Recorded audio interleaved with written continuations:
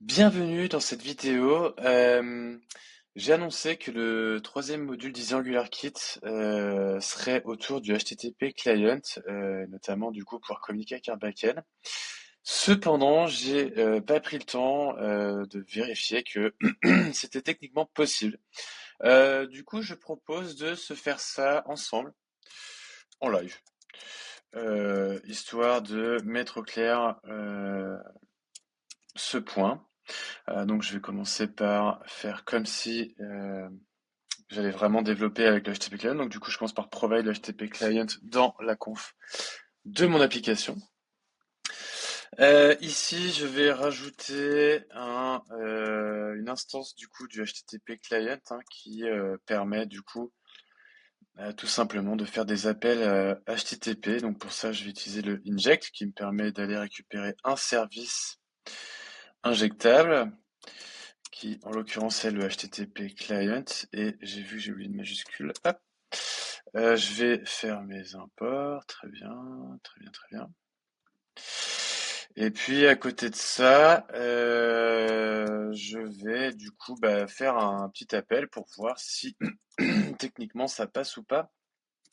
Parce que c'est vrai que ça serait un petit peu embêtant sinon. Je vais passer par les signaux. Je suis pas obligé, mais j'avoue que sur les AngularKit, j'ai plutôt pris le parti de mettre l'accent sur les signaux plus que sur les observables. Ça veut pas dire que je les traiterai pas.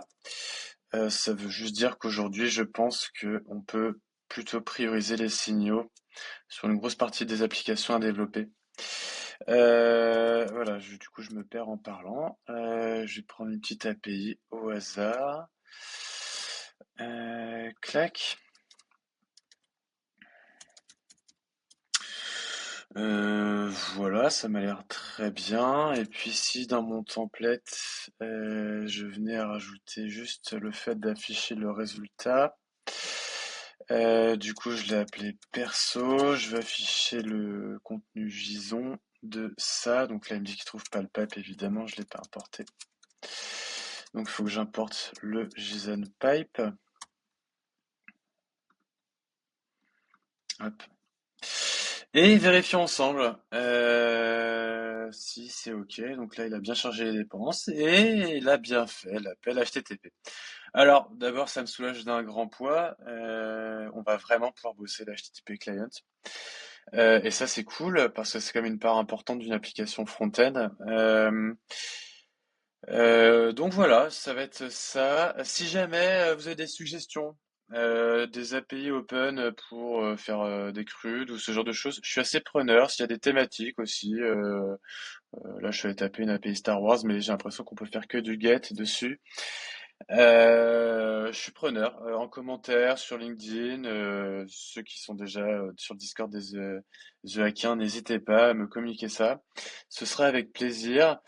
Et pour info, tout ce que vous venez de voir dans cette vidéo, c'est fait avec le sandbox fourni par Easy AngularKit. Tout ce que je viens de coder, tout ce que vous voyez à l'écran, c'est Easy AngularKit, la partie éditeur de code. Voilà, à bientôt pour de nouvelles aventures.